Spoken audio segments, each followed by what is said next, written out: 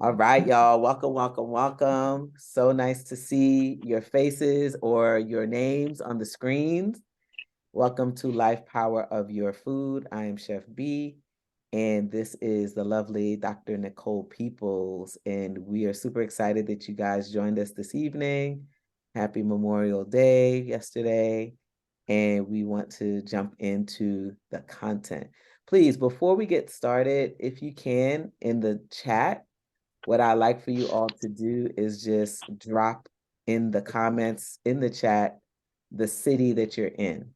So currently we are both in Atlanta, Georgia, and we know that, there are folks who have joined this webinar from different cities. So I just want to know what cities you guys are representing. Hey, Awesome. I see Richmond. Richmond, Virginia. Okay. Okay. Hello, Richmond. Greetings, Richmond. Yeah, just, drop the city that you're in the chat. Okay. I see some Atlanta, Georgia heads. Very nice. Very nice. And so I just want to, tell you a little bit about why we decided that we wanted to do this presentation. I just know that people have so many questions as it relates to foods these days. And, just trying to figure out, how to eat, what to eat. We're aging, we're changing, our bodies are changing, and we just want to, many of us want to have a formula, if I have lack of a better term, a formula for just how to approach food so that we can really get all the things that we need from our food. And if I'm saying something wrong, you tell me.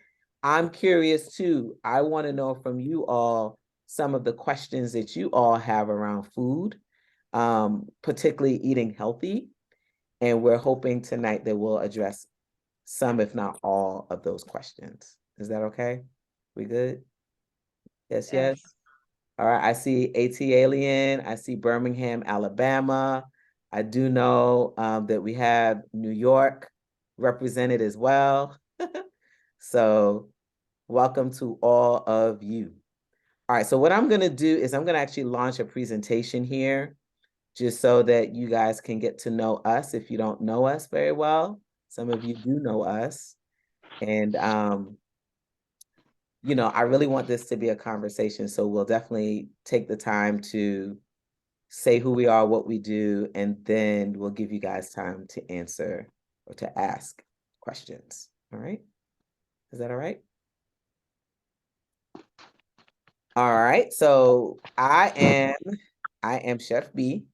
So some of you may know me. I am the resident lifestyle medicine health coach for Mind, Body, Spirit Wellness Center, which is located in Marietta, Georgia.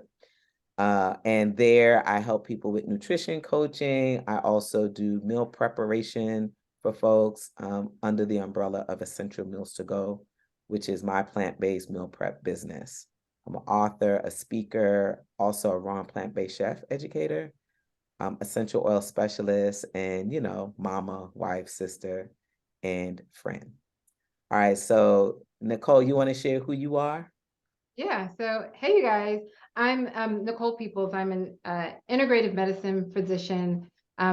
And I'll tell you a little bit about more about myself later. But me and Chef B were in a group together, and I do integrative lifestyle and functional medicine. And we were just vibing on this idea of how to use food as medicine. How are you using food and to teach people how to live their best, healthiest lives?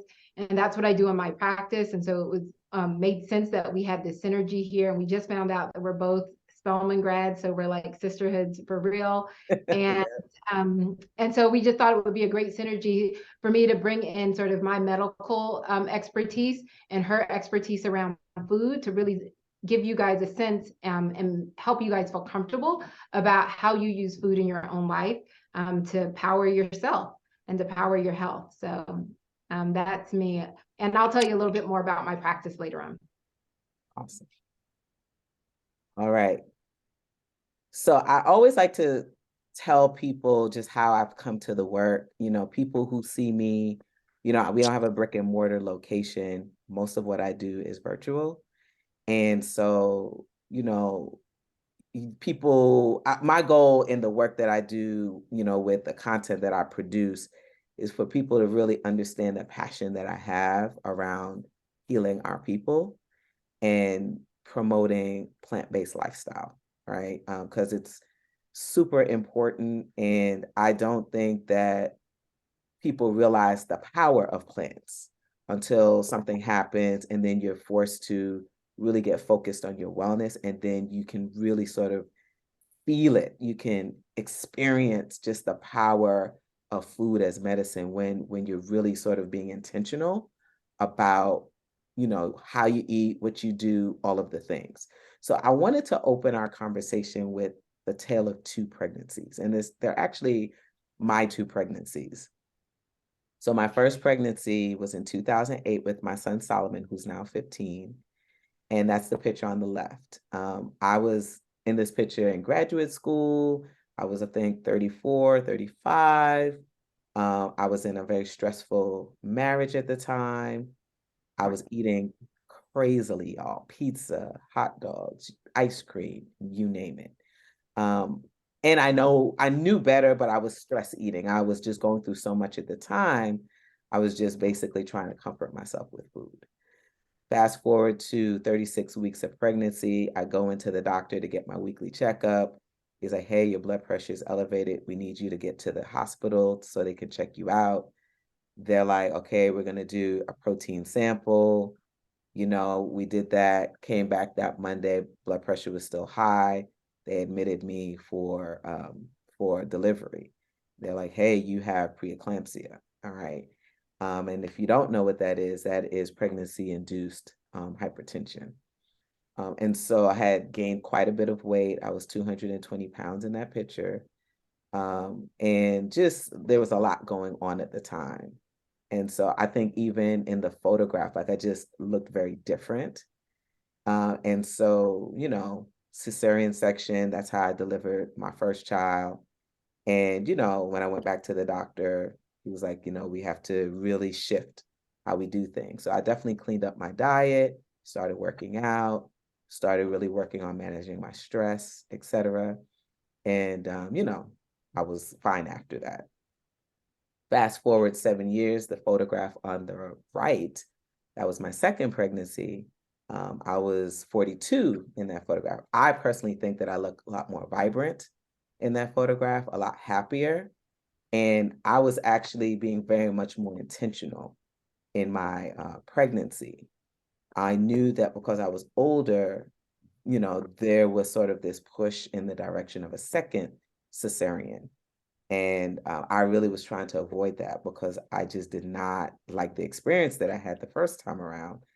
And if I could avoid that, that was really the fuel, the vision I had. I'm avoiding a cesarean. And so even though I was eating plant-based at that time, I think I really just got extra serious, like just really focused on my goals, my intentions, what I wanted, what I was trying to avoid. And through that pregnancy, I just really cleaned up my diet. I would say, just in terms of the different pillars of wellness, spirituality, the community piece, managing my relationship, stress, taking things off of my plate. There was just so many things that I did differently. And as a result of that, oh, also spiritual work. That was a huge part of what I did as well. And as a result of that, was able to successfully deliver this beautiful boy vaginally. All right, labored for 5 days with him and at home and delivered him vaginally. And that was the ultimate goal, right? So that experience, y'all, just really cemented my mission that plants are very powerful. And, if you really create a relationship with your food that's positive and sort of, you know, a healing relationship with your food, you can experience some magical things happen in your body. All right. And so I want to let you all know that that's available for each and every one of you. I know that some of us are a little confused. We get so many different pieces of information around what to eat, what not to eat, but true healing and wellness is available for you.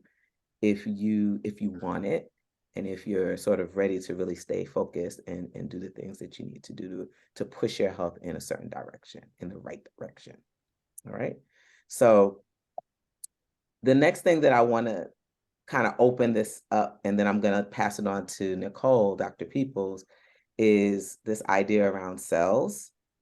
And, I think more and more now people talk about things happening to us at the cellular level, you know, um, in terms of disease, chronic issues that we're dealing with, the types of foods that we're choosing to eat. It's like what's actually happening at the cellular level. And so I think it's important for us to know what cells are. We know that it's the building block of life, right? Of everything. And that really our foods that we choose, when we choose foods that are sugar laden, salt laden, or just really healthy, it's really giving our body nutrients, fuel, so that it can become energy and carry different supplies of things to different parts of the body. All right. And so I really like to tell people that I believe in my heart that food is information that tells your cells what to become and what to do. I think that's an elevated way of thinking about food. Food is information that tells your cells what to become and what to do. And what we're going to talk about tonight, I'm going to let Nicole take it over, is really from a medical standpoint, when we talk about food as information, like really what does that mean? And why are these nutrient dense foods and just nutrition something we have to think about as we try to access good food? So I'm going to stop sharing, Nicole, Okay. and give you the opportunity to put your presentation up. Yeah, awesome. Welcome to the folks who are just jumping in while I was chatting. Please, as you come in, just share the city that you're from in the chat. We'd love to know what cities are represented here. Let me stop that. Let me try one more time. Tony Giraldi discovered that salmon from the indoor dog Bella had escaped to the pool deck. Oh, what is that? Is that you? No, they have this dog. Let's see. That might be, I'm going to mute somebody. I think that's somebody that was unmuted. Well, that stupid dog. That might be you. No, that's not me. Hold on a second. Okay, I think it was somebody. I think I got them now. Okay. Right. Can you make me like the presenter?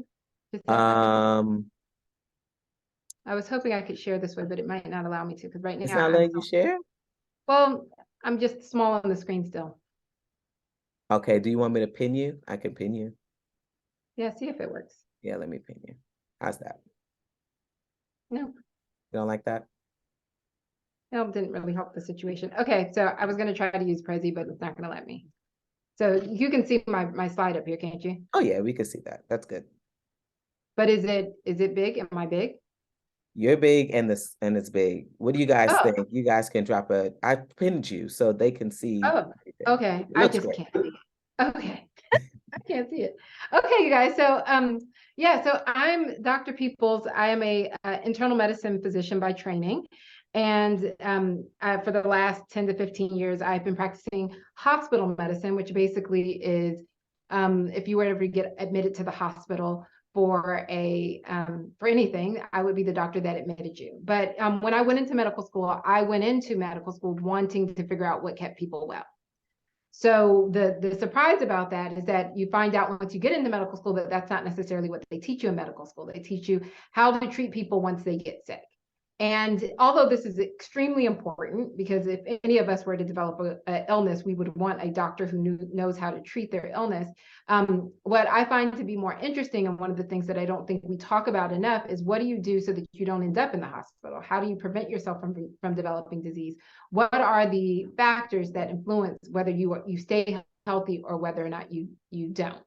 And so that led me into an area of medicine called functional medicine. And in functional medicine, it allows us to look at the root causes of illness. And what that means is that we're going to be figuring out what exactly are the factors that contribute to you being well or being ill. And so I'm going to talk about that. I can't see myself, so it is hard for me to see what slide I'm on. Nicole, did you advance to another slide or are you on the I same slide? didn't. I'm still on the same slide, but I won't advance. I didn't advance because I couldn't see. But Okay, it's okay. I know what the slides are, so I don't actually have to see the slide. let's see if you can advance to the second. Oh, let me do it. I'm not going to look at the screen. I'm going to look at this. So this is Ben. All right. So I figured it out. Can you see There my you slide go. now? Yes. Perfect. Ah, There you go. awesome. All right. So this is me. This is my family. And like I said, I'm a board certified physician in internal medicine, but I practice functional medicine. My area of interest are hormones and longevity. That is because I am now in this nice perimenopausal transition. And so I really focus on helping women use food and use lifestyle to help with their health, particularly as it relates to balancing their hormones. And so I really like that story that you told, Chef Bee, about being pregnant and really being intentional about what you eat. Because one of the things I tell people, if you're thinking about getting pregnant or if you are pregnant, what I remember being told is that you should eat whatever you want. You should eat whatever you want. You should binge on Ben and Jerry's ice cream. You should have, your body needs calories. And that never set well with me, and it would really frustrate me because I was telling people the exact opposite. Not that you shouldn't eat, but that should be the time when you're eating your healthiest. You're creating human life, right? And so it's during this process where, for me as well, when I was pregnant, I was really obsessed with making sure that I was eating the absolute highest quality food and the most nutrients I possibly could. And the reason is because food is so much more than calories. It's really about nutrients. Just like Chef B was saying, the information your body gets from the food that you eat tell your cells what to do, and that includes the cells that are developing when you're creating a human. You're growing a human just like you would grow a vegetable in your garden, and it requires high nutrients, sunlight, water, laughter, fun, joy, all of those things. So it was really, for me, it was also my kids that really pushed me to want to share this message with more people, because it was frustrating to see so many women, particularly women of color, suffer through pregnancy and through life with illnesses that I knew were preventable.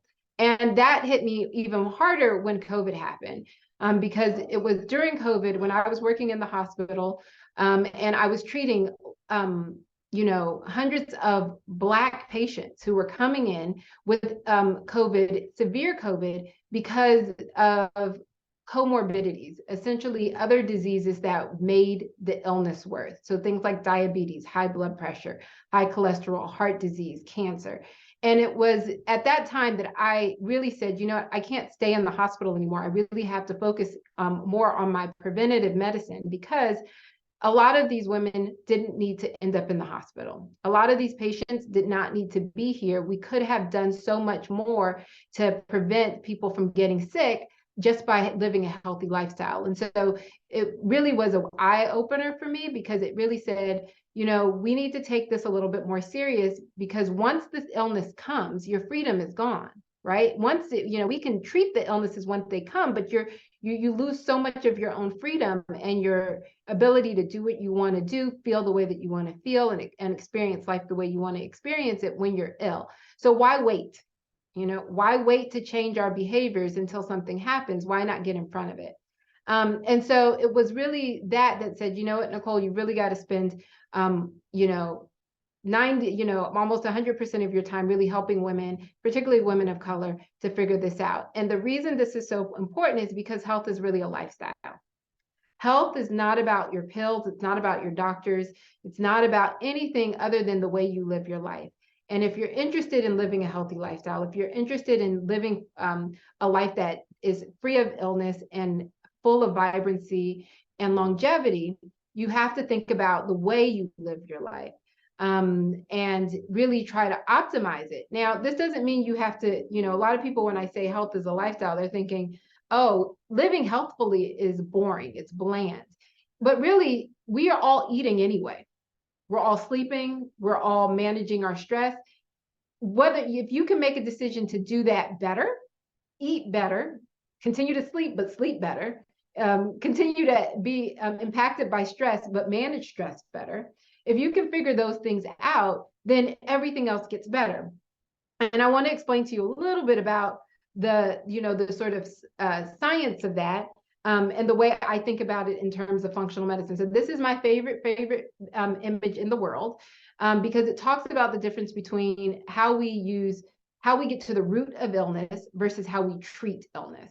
So this tree is essentially the manifestations. When we think about a tree, we think about the leaves and what we can see. And what we can see are the leaves, we can see the fruit. And that's similar to what we see in medicine. You can see the diseases, right? You can see the diabetes, the asthma, the hypertension, the infertility, the cancer. These are the presentations, the visible parts. But none of these words actually tell you why you got any of these illnesses. And so if you look at the bottom, in the soil are the root causes. So that's why I call functional medicine root cause medicine, because we're treating the things that are in the soil, because it's what's in the roots and in the soil that actually cause the manifestation, the leaves, the diseases. So what are some of those things? So inflammation, stress, poor diet, hormone imbalances, nutrient deficiencies. And so when we talk about using food as medicine, we're just not saying that as a way of just making, really interesting conversation. We're really talking about science. We're talking about the factors that fuel your health. And this whole process, the scientific process, is really called epigenetics. I'm not going to talk about the science of that, but just know that it does have a term. It is something that's very well studied. And as I talk about how foods impact your health, you'll understand that this is actually coming from a place of deep science and wisdom. So I like to show this slide. I kind of threw it in here because of a conversation me and Chef Beee were having, and it was about how your body works. And what Chef Beee said was that our cells require nutrients to actually function. So this is just a science. This is a process that happens in your body for detoxification. If you guys have ever heard about detoxing, a lot of people think about detoxing in the form of like juice fast. But the reality is that detoxification actually in your body happens because of food. So you don't want to really starve yourself. There's a place for fasting, but when we're talking about actually detoxifying our bodies, getting rid of toxins and really clearing our bodies out, it requires nutrients. And so I show this picture because what you'll see is that to go through the phases of detoxification, you need things like B vitamins, you need curry, you need cruciferous vegetables, you need kale and dandelions and apples and berries. In the scientific version of this picture, there's a bunch of chemical names and structures, but really what it comes down to is that you need food. So for your body to actually get from one phase to the next phase, you need food. So what happens if you spend your entire life not getting enough of these foods? Well, what ends up happening is you develop disease.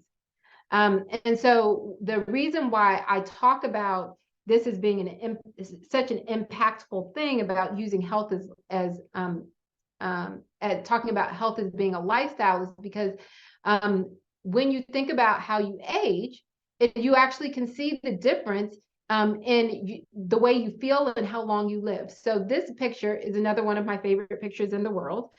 And it basically talks about something called compression of morbidity. And I'm just going to walk you through it. I'm going to try not to spend too much time here, but I think it's a very impactful image.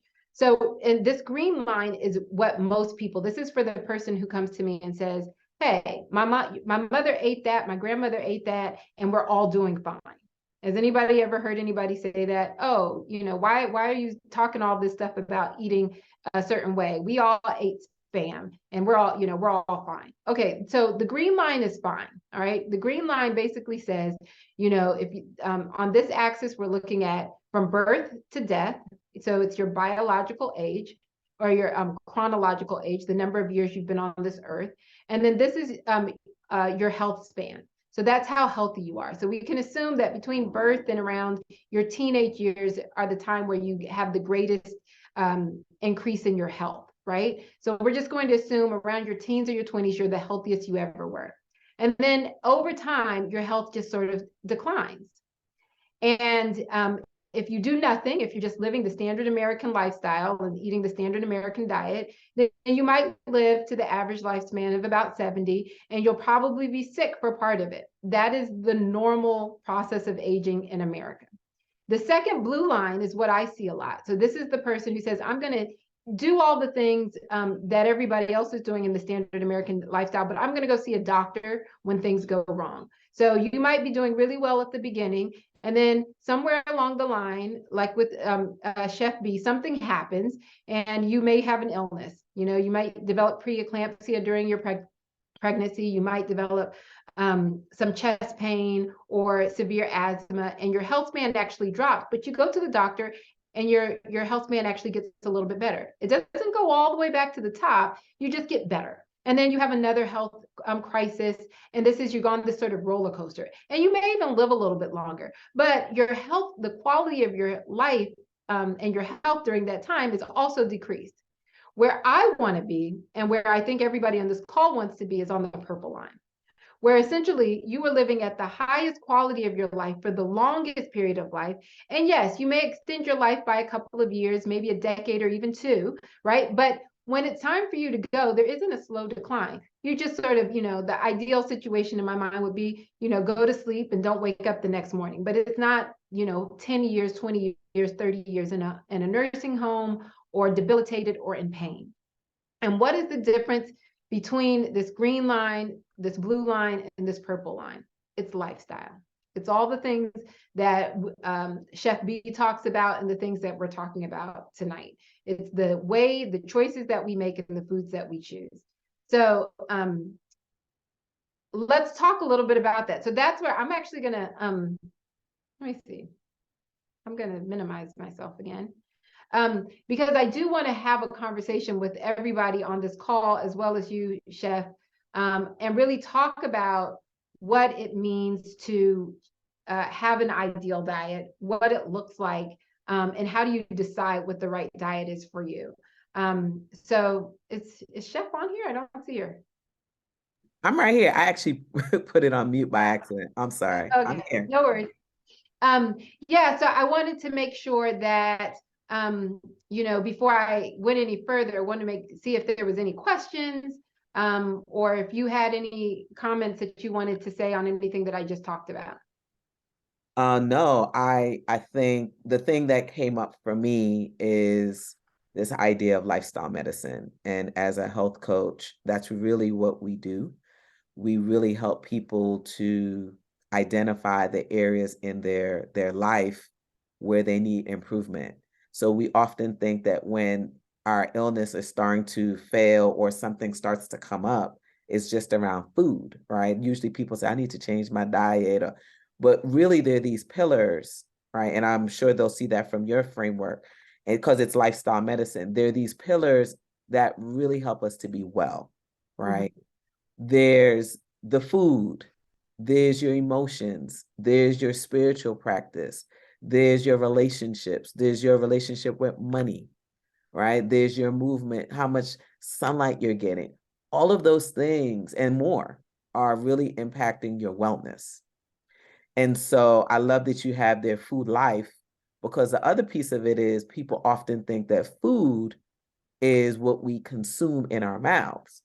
But really, food is multi-layered, right? Food is all of it, right? It's the people that you're engaging with, that you're spending time with, your thoughts, right? There's so many components to food, because those are things that are telling your cells what to become and what to do as well. And so I wanted to just make that comment, because I know that you're going there, but really kind of highlight that piece, because that's really important. Yeah, and one of the things I think is really important for us to understand is that when to really drill down on this idea of food telling your cells what to do. So this is an area that I'm really passionate about, particularly as it pertains to how food impacts our hormones. And the reason that's important is because when I say hormones, most people think, oh, sex hormones, right? Like your estrogen, testosterone. But really, there's some really very important hormones that determine and can actually drive what you crave. Right. And so and that's really important to understand what's driving what you crave, because a lot of people think that the way that they eat, that they're in charge of that, and that they are making they're making intentional choices about wanting ice cream or wanting fast food. but really your body is trained to want those things if that's what you're exposed to. Because when you eat certain foods, it actually changes the bacteria in your gut, and your gut actually dictates what you're eating. So it's the bacteria in your gut that will say, if you're a person who eats a lot of sugar, if you're a person who eats a lot of grains, if you're a person who eats a lot of meat, if you're a person to eat a lot of whatever, your bacteria are going to reflect whatever you eat the most of. And then they're going to turn around and tell your brain, I want more of that, because those, whatever bacteria are there are the bacteria that thrive in those environments. So if you have sugar loving bacteria, they're going to keep telling your brain, I want more sugar.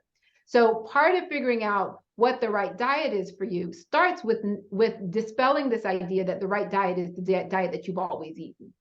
Because a lot of people are just assuming that the way that I've always been eating, the way that my mother ate, the way that my grandfather ate, that must be the right diet for me because that's what I've always eaten. But that's not true. What really sometimes what we have to do, and this is what I love about some of the work that you do, Chef Bee, is I know that you have like a palate reset. And I love that because that palate reset is really what we want our bodies to do. We want to reset the microbiome, which is the bacteria in our gut. We want to reset our taste palette so that we can start to crave the foods that our body actually needs to keep us healthy. And so that's the first thing, is that understanding that the standard American diet or the diet that you might be used to isn't necessarily the right diet for you, and being open to shifting the way you see food and the way you experience food so that you can develop new habits and new cravings.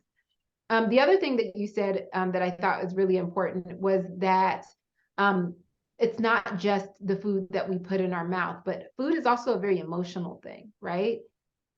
And a lot of the way that we eat is driven by our emotions, which are also driven by, surprise, our gut and the bacteria in our gut.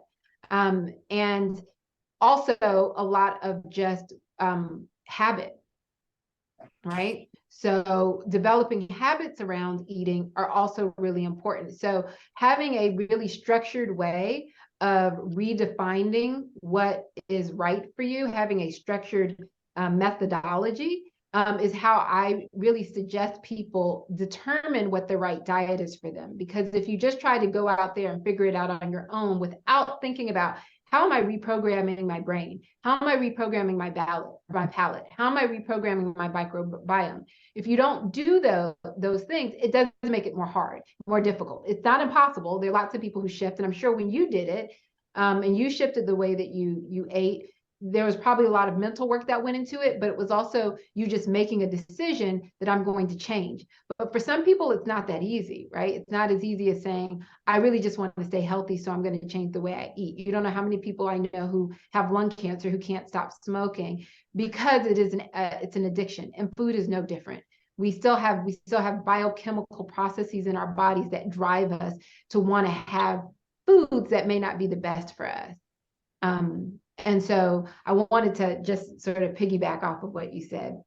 No, I think that people don't realize the power of the microbiome, and that the sum of your bacteria in your gut and in your body actually surpasses you as one person.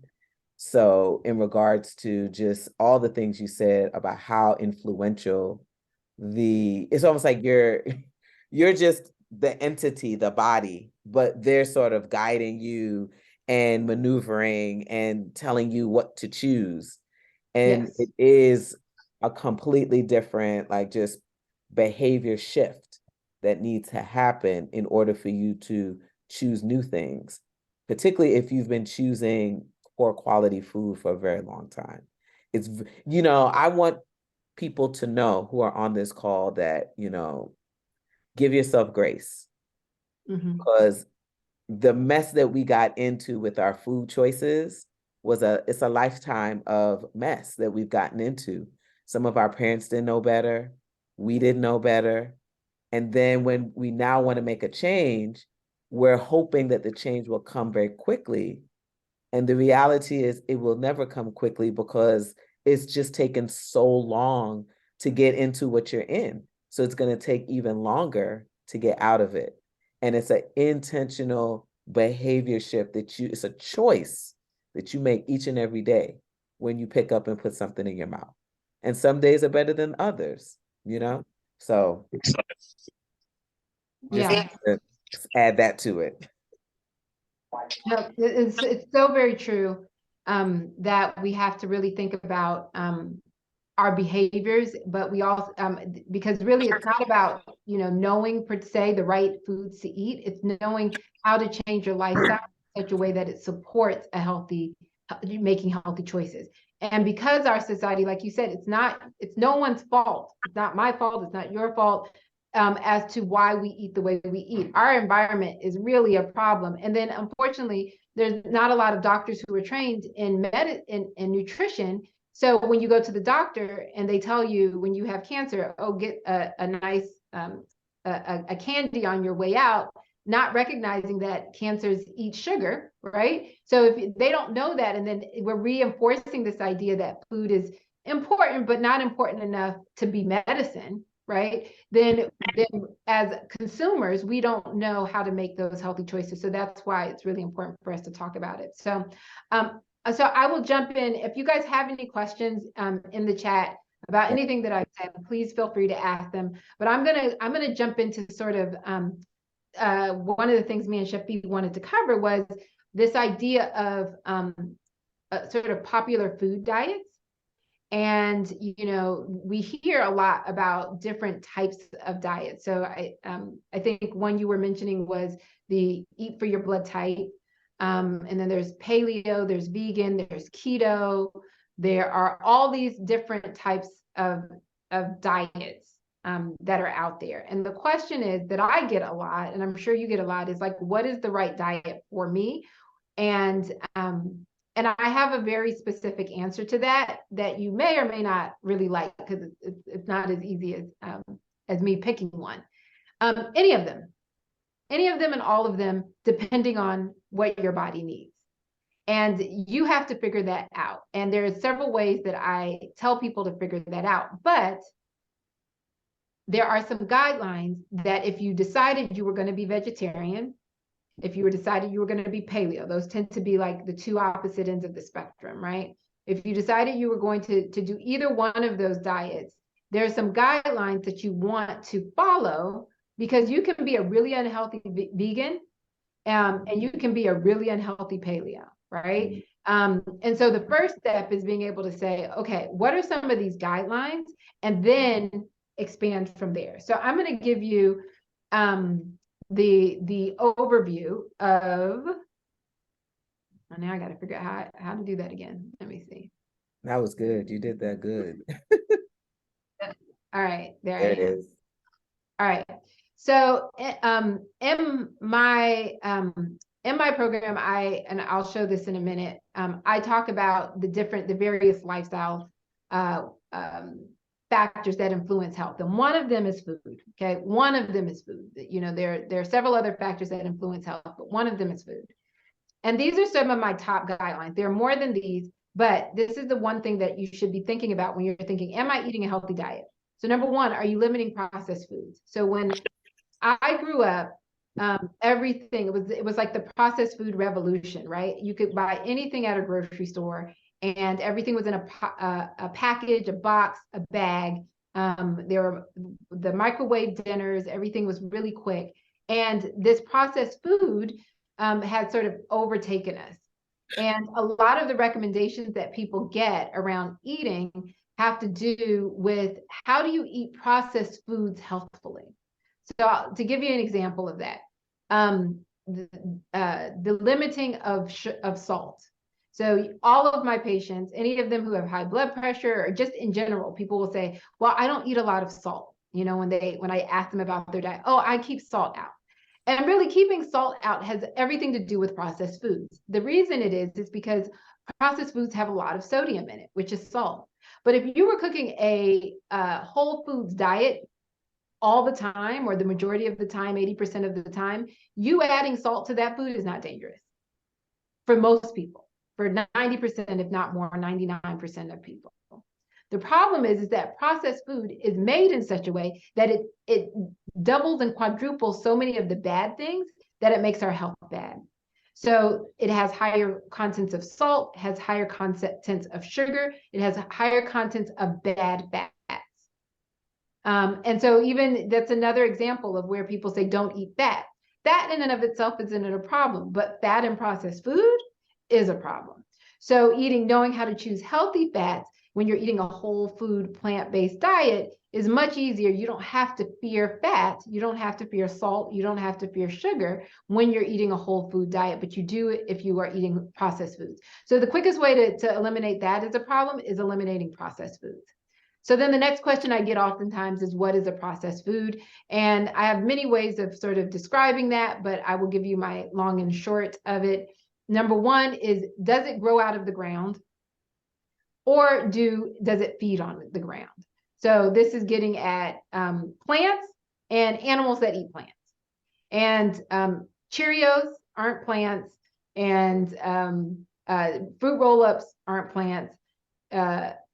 DiGiorno pizzas they don't grow out of the ground. So those would be considered, that's my quick and dirty way of thinking about, is it a processed food or is it a whole food?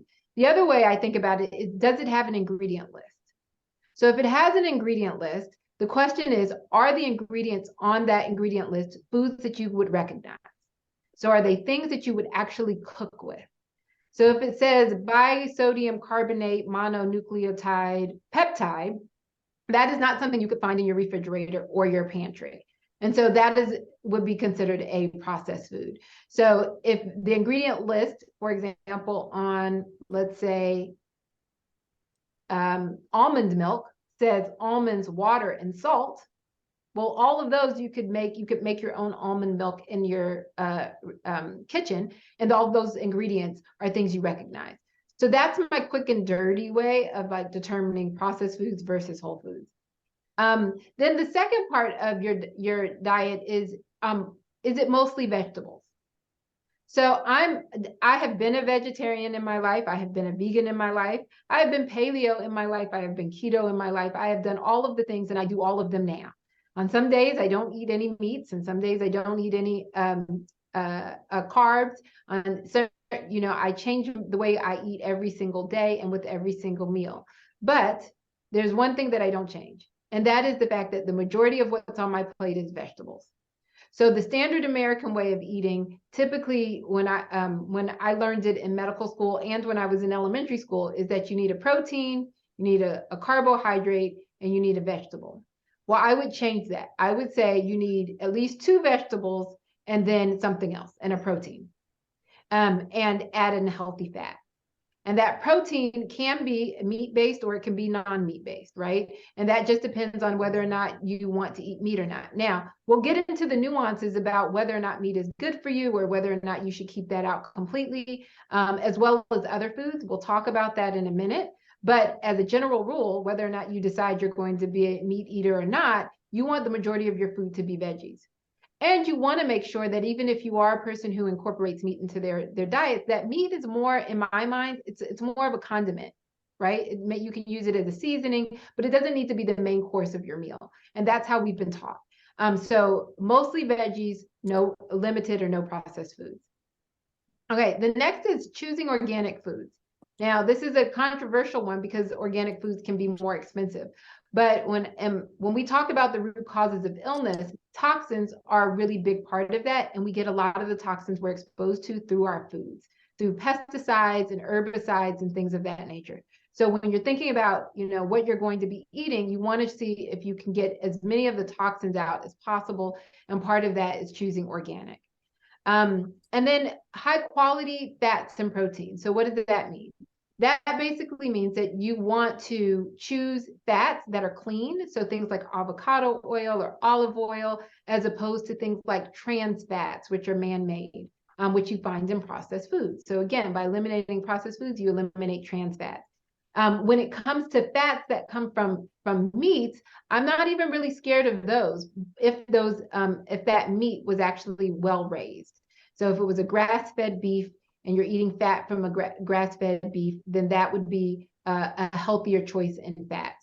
Again, that is taking into account that you're a meat eater. Again, we'll get to that. And the same thing goes for protein. If you're a pescatarian and you're choosing fish, you want to do wild caught fish. And then when you talk about things like soy or tempeh, a lot of these foods can be very highly processed. So you really want to get purer forms of those, or you want to stay to whole foods like beans, nuts, legumes as your source of protein.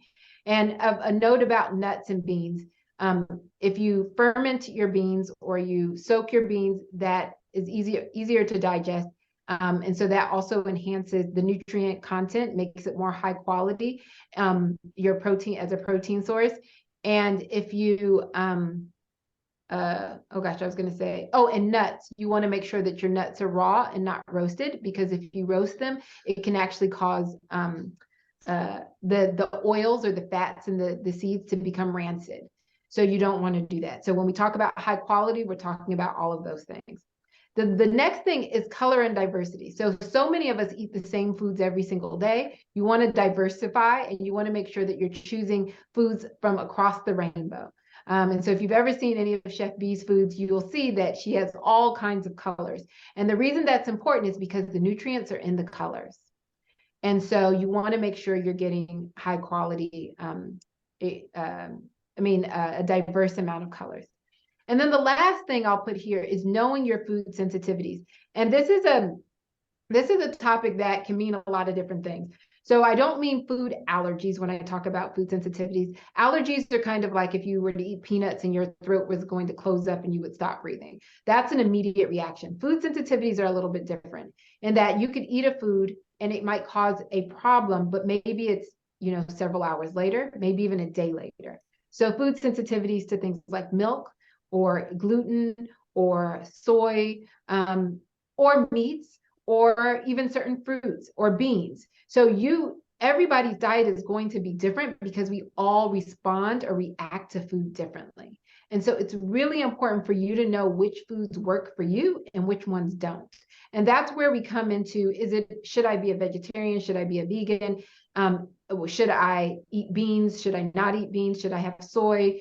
All of these things really comes down to understanding how your body responds to certain foods and understanding what your health conditions are and whether or not these foods are going to be beneficial for you. And so when it comes to things like meats, I'll tell you in my practice, I prescribe different food prescriptions for different things. So if you're a person who has an autoimmune condition, I usually don't recommend that you're a vegetarian or a vegan. And the reason is because if you have autoimmune, you should take out gluten. And because oftentimes, particularly with autoimmune diseases, you have issues with your cells. So there was a picture that Chef Bee put up of something called the mitochondria. That's your energy producing cells. And people who have autoimmune disease oftentimes also have mitochondrial issues. And they actually can really benefit from certain types of meats. And so for those people, I would say for you, having meats might be really useful. But then there might be other people who really do much better without meats. That meats make them feel heavy, that they cause inflammation in their bodies. And so in those people, I would say, maybe meats aren't going to do really well for you. And then there are some people who might have nutrient deficiencies. And so really thinking about the types of getting nutrients from many different sources. So for a lot of my elderly patients who are maybe protein deprived, who don't eat a lot, I may want them to find higher sources of protein content in the form of meat, because that would actually allow them to get their nutrients, even if they're eating small amounts of food. And so there are many different ways to kind of figure this out. But I do this by doing something, it's a therapeutic process called an elimination diet. And what we do is we actually remove the foods out of your diet that can be problematic, and then we reintroduce them in one at a time to see how your body responds. We can also look at lab testing, but here's a note about lab testing and food sensitivities. I'm not a big fan, if you've heard of sort of these food sensitivity panels, where you go and they draw your blood and they run off 50 foods that you can't have. You can't have cauliflower, you can't have kale, you can't have mushrooms. The reason I don't like those tests is because they're not very reliable or reproducible. That just basically means that if I do your test right now and then I do it again tomorrow, that you might get separate results. And so that just lets you know that the test is not reproducible. And that means that it's not really worth its weight in salt. But the other thing about those tests is that sometimes it can be useful, particularly if you're just starting from scratch and you don't know where to begin. Sometimes it can give you an idea of where to start. But I find that those tests also over restrict your diet. So take out a lot of foods that you probably don't have any sensitivity to, and that would actually be beneficial to you. And you take them out, and it really brings up a lot of anxiety around, oh, I can't eat this and I can't eat that. So the best way to do it is to really do an elimination diet and figure out, okay, how does my body respond to that? And then the other really important thing when we're looking at labs is that you can actually look at if you're nutrient deficient. So that's a lab test that I run that I find is very useful. So you can find out what nutrients you actually need and figure out what foods you need to eat to get those nutrients. So that's another way. And then you can look at things like inflammation in your body. And we also look at, conditions. So do you have autoimmune disease? Do you have cardiovascular disease? Do you have cancer? And there's certain foods that may be more beneficial for those conditions. And that's how you can kind of tailor a diet that's personalized to you. So that's a lot of information. I'm going to stop again here and, see if anybody has questions. I also saw a few in there, but if Chef, if you have questions. Yeah, so I do want to, because I think that was amazing information. I want to know if anyone has a question related to any of the things that Dr. Peoples shared thus far. Please don't be shy. And you can come off of mute and ask your question. Okay, there was, yes, what to eat and when. Great question. So food timing is another really great, let me take this off again. So food timing is also very personalized. So again, when we talk about identifying the right diet for you, I really say it's really great to do get a clean slate. And so, and what I usually tell people when it comes to food timing, and what I basically mean by that is a really popular thing right now is the idea of intermittent fasting. So I'll take a little bit of time to talk about fasting and the different types of fast and how to determine what works for you. So basically fasting became really popularized nowadays because there's a lot of scientific evidence that shows that fasting actually helps your cells get rid of bad cells. It helps your body get rid of bad cells. It's a process called apoptosis, where your cells actually can kill themselves if they're problematic, right? And it also helps with longevity. But if you really think about, fasting has been around for a very long time. So cultures have been fasting for eons and thousands of years. And so there's a lot of historical data on the value of fasting. And it's only now that we're actually finding the scientific evidence to show why this is actually beneficial to the body. So the ideal, when we really say the word fast, what we really mean is a water fast, meaning you're not eating any nutrients for an extended amount of times, 24 hours, 48 hours, up to 5 days. Or you can do longer, but really 5 days is sort of where I would say the limit is. And really doing a water fast is something you really should do under the auspices of like a clinician who understands, to make sure that you do it safely. But there are ways to do fasting that isn't so problematic or isn't as couldn't cause as many side effects. And that's where this idea of intermittent fasting came in, where it's like, well, we can fast for several hours and then have an eating window. And so that's in fact not actually fasting. It's really called time restricted eating or time restricted feeding. And so when people say, what's the best time to eat?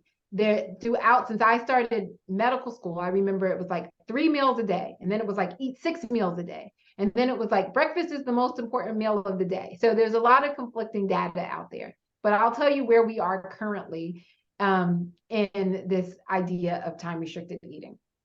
So what we're finding is that most people aren't fasting between meals, right? So what that means is that you're eating, then you have a snack, and then you're eating again, then you have a snack, and then you're eating again, and then you have a snack. And the problem with that is that particularly if you're eating a standard American diet, your body is constantly digesting, never gets a break from digesting. And digestion takes a lot of energy. So if you're wondering why you get brain fog at 2 o'clock in the afternoon, it might be because your body has just been so busy working on digesting your food that it hasn't had time to actually recover and allow your brain to do what it needs to do. So one of the things that I tell people is start with fasting between meals. So if you're going to eat 3 meals a day, eat that meal. And then I don't know about y'all, but when I grew up, my grandmother said would hit my hand if I came to the stove in between a meal. Like, dinner will be ready at this time. This is what time you'll eat. So we need to kind of get back to that, where if you're going to have 3 meals a day, have breakfast, have lunch, and have dinner. The other reason why that's important is not just because of digestion, but because of hormones. I'm always going to go back to hormones. So the hormone that's really important here is insulin. Insulin is the fat storage hormone. So if you're concerned about weight and you're wondering why you can't get the weight off, it's possibly because your insulin levels are always high. And your insulin levels might be always high because you're always eating. So again, having that time where your insulin levels can come down to normal is really important. And by eating a whole foods diet, that also helps to balance your insulin levels. So eating whole foods and eating them with spaces in between is really important. If you're going to have a snack in between, you want to have it be a protein and not something like a carb. So things like, Pop-Tarts, or I don't know what people eat now, Twinkies, so those sorts of foods in between would be real problematic. So that's the first step, fast between meals. The second is what I usually recommend is some form of a fasting window. So usually I tell people really try to fast for 12 hours a day. So that means you would end your meal, let's say at 6, and you wouldn't have another meal until 6 o'clock in the morning. So that means you fast throughout the night. So I think that's probably the safest, easiest way to start into a fast. And then you can start to extend that time and see if extending that time works for you. So I typically will eat 16-8, which basically means I eat in an 8-hour window and I fast for 16 hours. So I might have my first meal at 11, end my meal at 6, and then I don't eat again until the next day at 11. Some of you might be thinking, isn't breakfast the most important meal of the day? And the answer to that is no, not if your insulin is super high and your body has not had any digestive rest time. So you want to make sure that you do bake in some time for your body to rest. And I don't do that every day. Some days I eat 3 meals a day, and then some days I fast. So again, part of it is just kind of figuring out what's right for you. And there are some sort of ways that in my practice I help people determine that, but I think what I've just shared with you is a good place to start. There's another question from Renee. Is there any food or food group that you believe should be eliminated for everyone? Yeah, so to start, trans fats. That's always going to be the first one.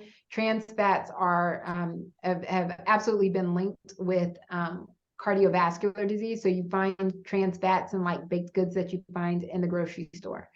Other than that, I don't believe really in demonizing food groups, because we've done that.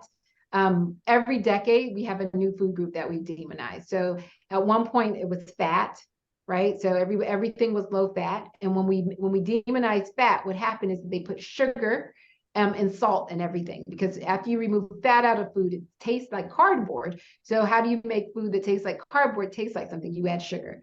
And then after that, we demonized salt. And so we took salt out of everything. And so now we don't have fat or we don't have salt. And what ended up happening is that you have a ton of people who have electrolyte imbalances and might have issues with passing out, and are fearful of eating salt, when really the issue was processed foods, right? So I talked about that in the beginning. The other thing that we then demonized was carbs, right? Carbs are bad. And I was a part of that. I have a whole course called Cocaine in My Cookies where I talk about how we should, eliminate carbs. And I still believe that. But again, it's processed carbs. Yeah. It's not all carbs, right? So whole grains, and not the whole grains that you see on the processed food box of Cheerios, where they say, eat your whole grains and it's protected for heart health. That's not what I'm talking about. Those are pulverized grains, which is totally different. But having quinoa or having millet or any of these other whole grains, teff, can be very, have tons of nutrients in it. So there's no need in demonizing that. And then there's gluten. And I am a big proponent of figuring out if you have a gluten sensitivity. And the reason is gluten is a protein that's found in wheat, barley, and rye, and it can cause a lot of inflammation in the gut and cause leaky gut. You don't have time to talk about leaky gut right now, but just know that if you haven't done at least 3 weeks without gluten to see how your body feels without it, you should do that. Because you'll find that a lot of the problems that people have are related to gluten. So I would try getting out gluten, and it doesn't have to come out for everybody. You might find that you do fine with gluten. And if that's fine for you, that's fine for me. Again, that's your body and you get to be able to tell yourself. So let's talk about meat. So meat as being also is very demonized. And I've read all the books from the China study all the way to books on, meat are the Weston Price. So Weston Price is all about whole milk and eating as much meat as possible. And the China study was a book all about the problems with milk and dairy and meat. And so the issue with meat is that we eat too much of it and we eat poor quality meat. I think that's the first place that I would start with that. So again, it's all sort of relative. The second issue is that meat is not something that our bodies need, right? It just depends on what's going on in your body. So a lot of people feel better without having meat. I'll tell you for myself, when I'm not eating meat, my skin is better, my energy is better. And so that's why I always believe doing an elimination diet and finding out whether meat works for you or doesn't work for you. And I only started introducing meat back in very specific ways. When I started eating meat again, it was high grade meat. And usually right after my period, when my iron levels would be the lowest, and I would only eat beef when I wanted to, but not chicken. And not because I had any issue with chicken. It was just chicken is overproduced in America and it's not very healthy the way we manufacture it. So again, I'm not about demonizing any one food group that we should all keep out, with the exception of trans fat. And you really got to figure out how to balance what's right for you. But I still go back to the point of it should be a plant-based. Your diet should be plant-based. So the majority of our foods should come from plants, and then we can use these other things to help if you need them for various reasons, but I wouldn't demonize one food group. Yes, I agree. I think, like you just see that in different parts of the world, people are exposed to different resources. And so, and might be limited resources. So for example, if you go to the Maasai people in Kenya, their diet is very heavily based on milk and meat, but they have their cattle, and blood actually, right? So they have a cattle that they're actually taking care of, tending to. They know the quality of it. Beautiful skin, very strong people, gorgeous. You go to the Mediterranean, they eat a lot of fish and a lot of vegetables, but they're high quality once again, right? So I do think that you really have to interrogate where your food is coming from. And this goes back to, particularly for folks who live here in Atlanta, we have access to urban farmers. So if you are able to create relationships with your farmer friend that grows your food, you can get a lot of the things that were on that food life list. You can get the organic produce, right? You can get the herbs, you can get all of the things if you have good quality food that you can just from farm to table. And I know that it's difficult depending on where you are in the country on what to access. But I think that if you can just really focus in on, well, what is quality in my area? What does that look like? Then that's like a really good place to start. And then I also think that we need to consider, like, what is our relationship with the food? Like, what is happening with me when I have a craving? Why do I have these cravings? When do I have these cravings? What do I do when I have these cravings? So that you can start interrogating that too. Because I don't know if everyone believes that they are dealing with cravings as severely as they are. They just kind of, oh, I went and got some ice cream, but like really, like what's happening when you're doing that?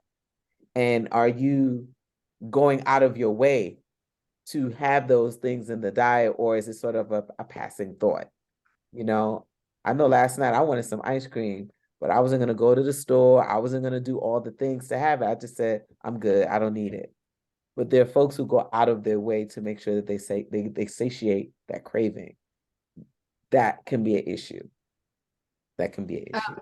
Yeah, I want to share on that because food addiction is real. Oh yeah. And like yeah. I was telling you guys about my course that I have on food addiction. That's the Cocaine in My Cookies is a course on food addiction.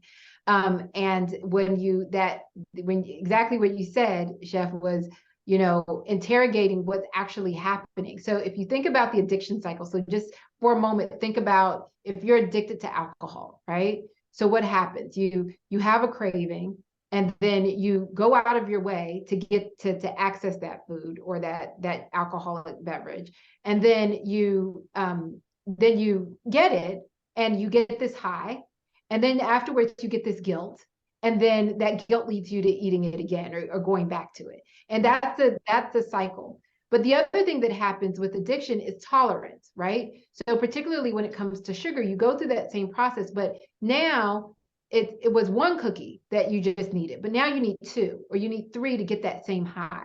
And again, from the science standpoint, is that foods act on the same part of the brain as drugs of abuse. It's your reward center in your brain.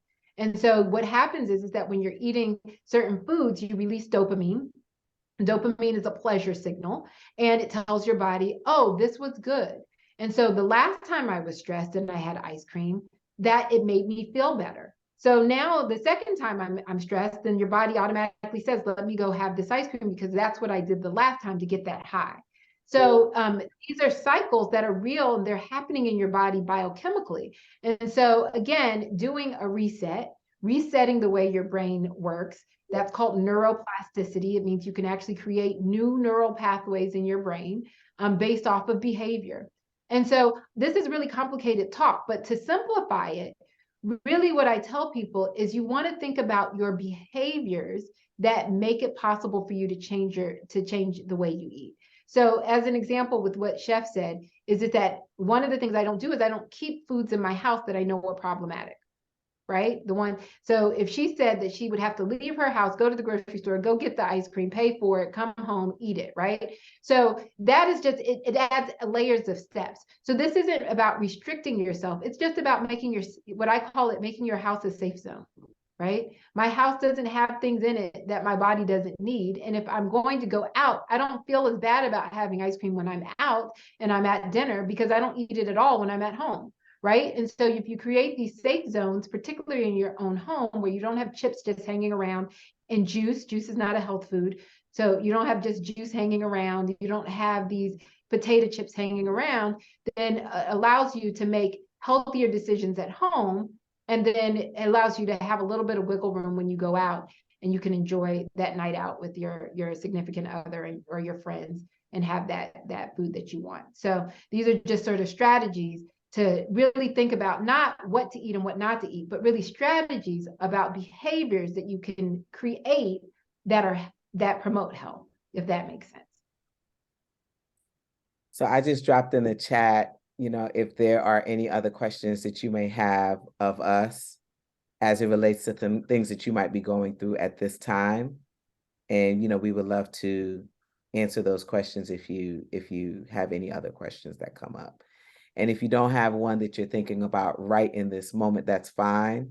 What I want Nicole to do at this time is I want us to talk about the Black Woman's Guide and this beautiful offer that we have for folks of you who are thinking about really cleaning up your diet, and there's some things that you are seeing happening and you want to figure out how to address it. So let's talk a little bit about that. Sure. I saw somebody unmute themselves if they had a question. Okay. All right. I'm sorry, I just joined. Hi, Tanika. How are you? Thank you.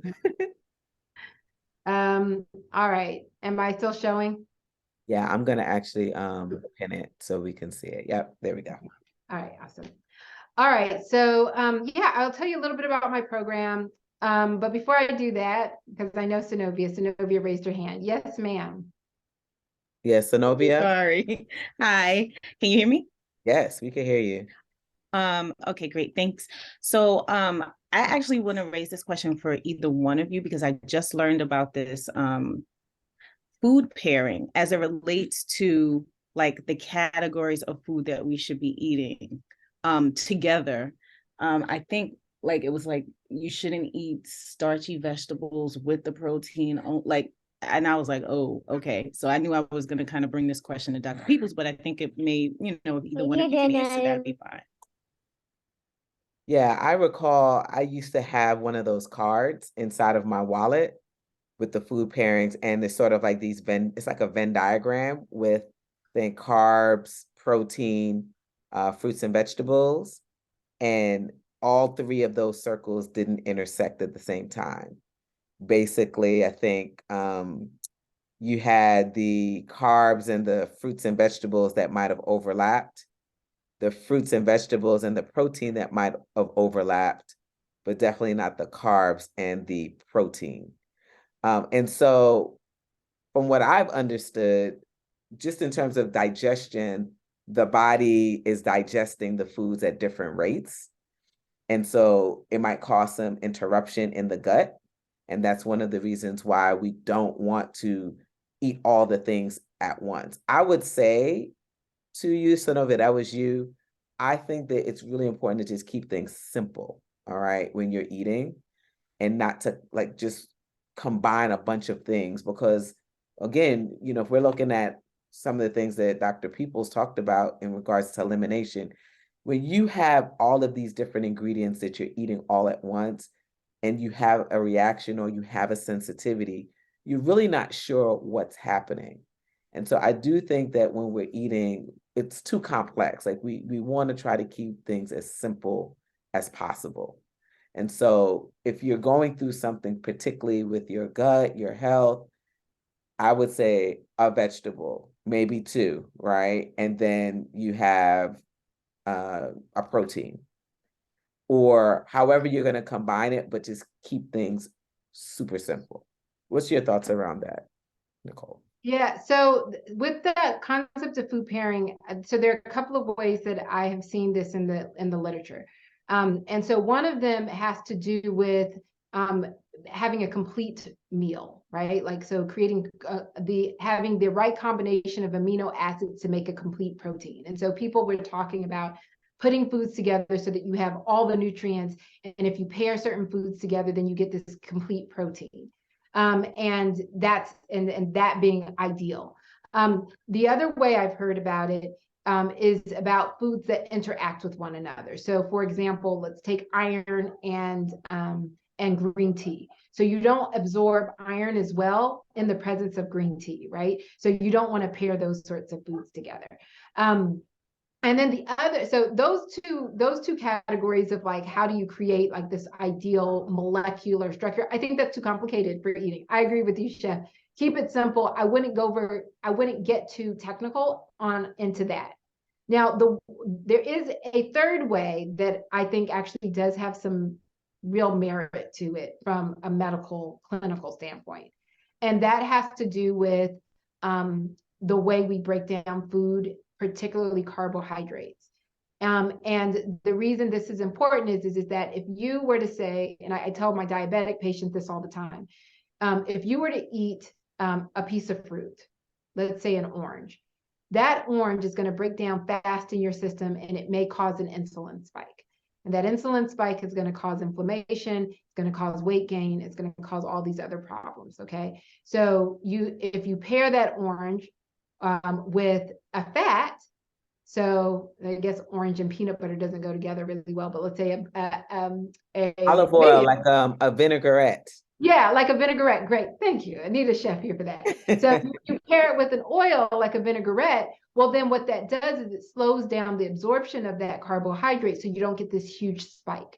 So when I think about food pairing, I think about it more in the sense of that, of how do you ensure that you're not getting these huge spikes in your blood sugar. Now, the best sort of ideal way to do that is a new thing that's happening right now because technology is so amazing, is continuous glucose monitors. So I don't know if any of you guys have heard of those, and I usually wear one, but it just goes on the arm. It's a little circle, and basically what it does is it reads your blood sugar all throughout the day. And so it allows you to see how your body responds to certain foods. And so if you, for example, when I wear mine, and I didn't know this before, if I eat a piece of bread, my blood sugar does fine. But if I eat rice, my blood sugar spikes high into the sky. And so now I know that I need to either pair my rice with something that's going to help reduce its effect on my body, or eat less rice, or don't eat rice at all. Right. So it informs my decision making when I'm deciding how I'm going to incorporate certain foods. But I think, to your point, Zenobia, what you were probably reading about was the first thing I was talking about. Is like, how do you pair foods so that you get the most nutrient benefit?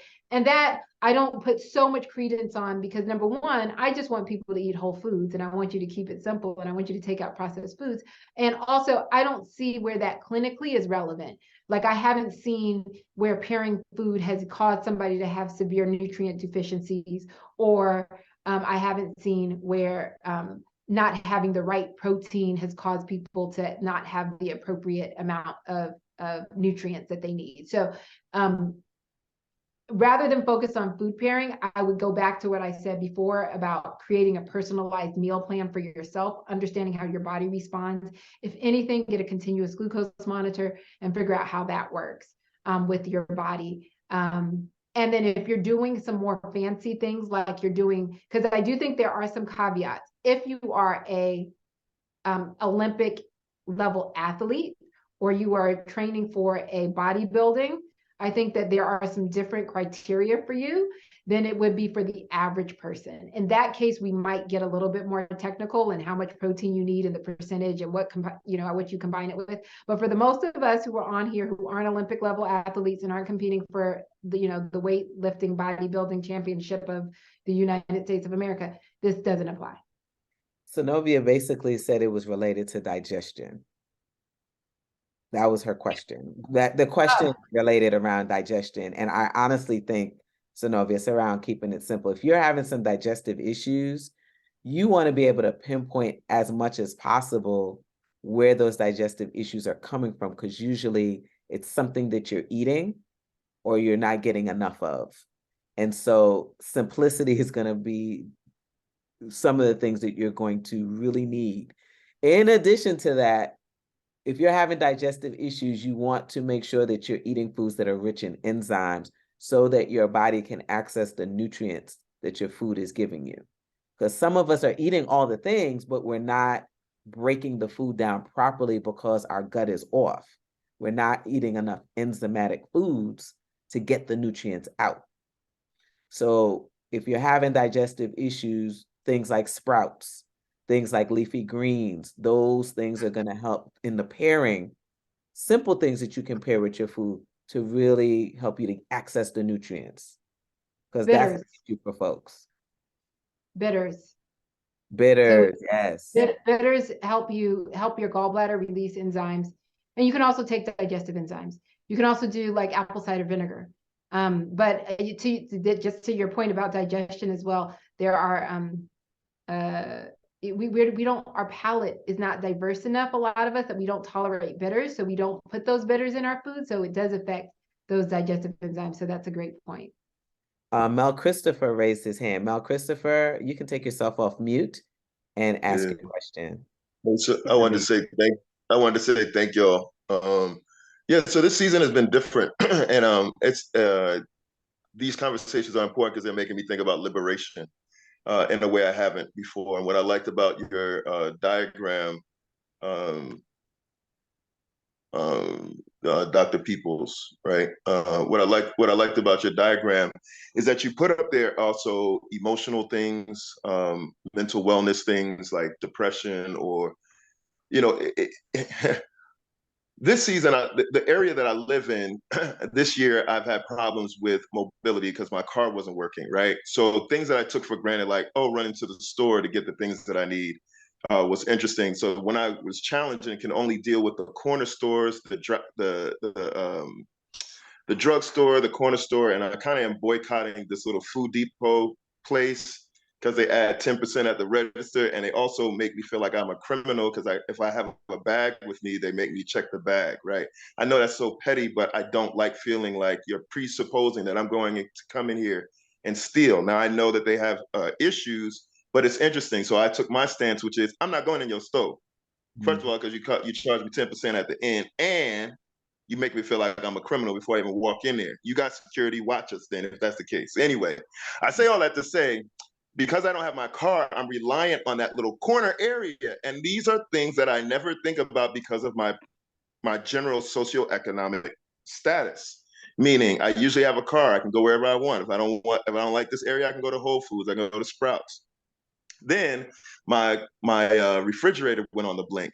So I began to eat there. There's a Domino's, there's a McDonald's, all these things are there. And it's just really dawned on me like, damn, like if you're on the bus, you don't want to do big grocery shopping, bringing all this stuff back. And if I don't have a refrigerator, then I need to eat immediately, or I need that whole processed foods. And I'm like, oh, I'll just do this for a minute while I get this situated. It's affecting my body now. Like now I'm realizing that this is revolutionary. Like you literally, this is as important as anything else that we would teach our children when it comes to like studying all this stuff. Making this assumption that everybody has everything or has access to everything is a bad assumption. And the last thing I wanted to say is that I saw the thing that blew my mind is I saw a documentary on 60 Minutes. It was on flavoring. And I know what you were just saying, that it blew my mind that people are literally thinking about ways to make something taste more like chicken, to make you then let it trail off at the end so that you crave it at what? More, so you can buy more of it. What? And that was that was almost 5 to 10 years ago they did that. So what are they doing now? Absolutely. So you're right. We're not just eating food. I love what you said. If you can't read the instructions, you can't make it on your own. I mean, the ingredients, then it probably ain't nothing you need to be having in your body. So I say all that to say, of course, all of these things are available right up the street. You get what I'm saying? But I need to be proactive. So thank you for what you're giving me. Thank you for Chef B. If anybody's never done a palate reset, first of all, you ladies are extremely intelligent, very direct, and talking very clearly. I would like to just reiterate that Chef B will break it down to the exact amount you need to do this. I realize now that I have to have my refrigerator repaired. I have to get a vehicle. Transportation, food, clothing, shelter are essential. I know that sounds basic to everybody, but for a good portion of our population, it may not be basic, including the importance of eating healthy. You know what I mean? We may not know that. The priority I just want to eat, get fed. You know what I'm saying? But like as it is something that would be good for our health, our studies, our beings, like, man, I'm grateful. So thank you for the work that y'all are doing. For real. Ooh, Mo Christopher. That's a mouthful. That's serious. It's So real. let me tell you, y'all, I mean, food access. I dropped it in the comment, food access. And the other thing that I want to bring up that Mel Christopher is really talking about is the importance of community, y'all. You know, when we're talking about healing, longevity, thriving, that chart that Dr. Peoples shared with us where people are living into their hundreds, they're not doing it by themselves. They're not. If you look at the centurions that live in Japan, up in the mountains, they're not doing this by themselves. They come together, they make tofu and those things, and then they distribute it amongst the folks in the community. They're walking together, they're farming together, they're being together. And it's just part of what they do. And so when we talk about food access and we're talking about people not being healthy, it's because we're not enough of a community. We say we have community, but we're not enough of community where someone like a Mel Christopher can contact whom he needs to contact so that he can get where he needs to go, so he can get the things that he needs to have in his home. So we cannot do this work by ourselves. All right. It's not individual work for us to thrive and be powerful, healthy, and strong. You're not going to make it to 100 by yourself. You're just not. You can't. You need others to do it. So that's what's showing up for me, big time. Nicole, you have anything to say in response to what Mel Christopher shared?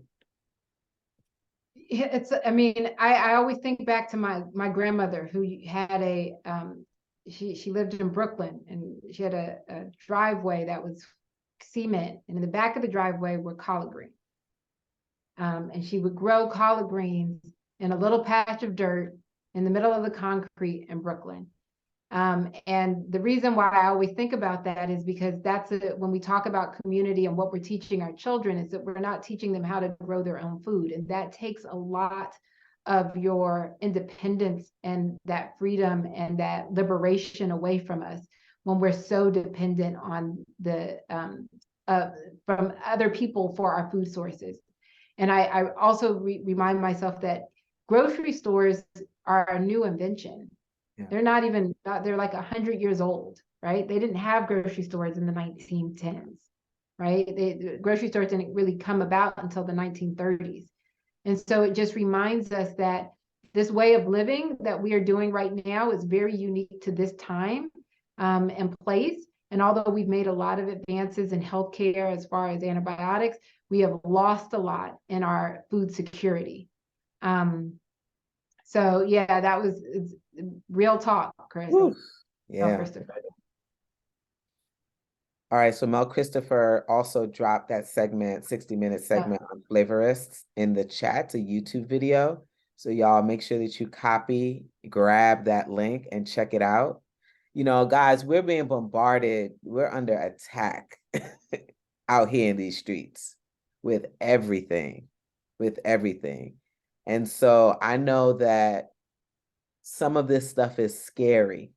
It's terrifying, actually, when you start really thinking about that someone is actually plotting and planning for you to consume something, and they're putting things in a position in such a way to make you want to consume more of it. That's actually scary, because that means that they're preying on you. They're preying on you. But I think the thing that we can do is to be informed and empowered, and from a liberatory standpoint, you know, I have to get back to growing my garden. But there goes that cycle of community back again. I'm thinking that I have to do it by myself. We need to do it collectively so that one person doesn't feel the labor. Because in the past, people didn't grow gardens by themselves. They grew it in community, right? And so we really have to get back to that thinking. What can we do with at least one other person to lighten the load so that it's not overbearing and it's not too intense for us? You know?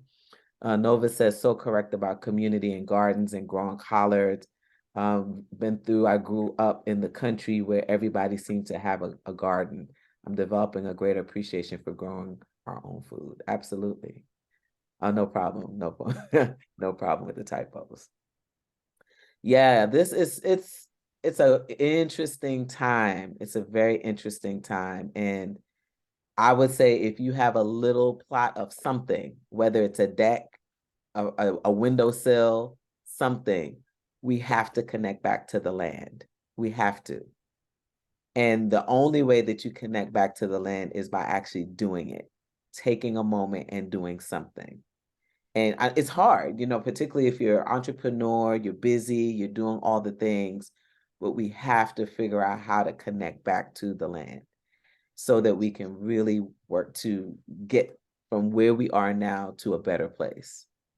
I'm looking to see if there were any other comments. Yeah, so just as another point on flavorings, so I wanted just another, quick tip about how to look at your food and think about your food. When you are in the grocery store and you're looking at those ingredient lists and you see things that say something specifically natural flavors. So that actual term is used as sort of a coverall to allow them to put in ingredients that they don't have to name, right? So nobody ever says what the natural flavor is, but it's usually some form of a compound that was created, very similar to what Mel Christopher was saying about adding something so it tastes more like something else. So just the example of apple. I don't know why I use Pop-Tarts. I don't even like Pop-Tarts, but apple Pop-Tarts, right? and it will say like made with real apples. And it will say, if you look in the ingredients, apples aren't on there. And then it will say something like apple flavoring, right? And the idea here is that these chemicals, if you talk to a food scientist, they will argue you damn, because I've done this before, that these flavorings are not harmful. And the reason why we get into these debates about whether these chemicals are actually harmful or not is because nobody's going to ever do the study, right? What you're going to see is you're going to see a bunch of kids who end up with autism. You're going to see a bunch of people who develop cancers that we call idiopathic. You're going to see idiopathic in medicine basically means a disease we don't know why it came about. You're going to see a lot of people who are gaining weight but can't lose it. You're going to see a lot of mental disorders, and we're going to say we don't know the reason. But what's interesting about it is that you'll see studies that will show that certain chemicals have effects. So if you look at other countries, you'll see that a lot of these natural flavorings, natural food colorings, and all of those things are not allowed in other countries, but they're allowed here in America. America bans like 8 foods, and where the EU bans 870 something foods, right? So the question is why is that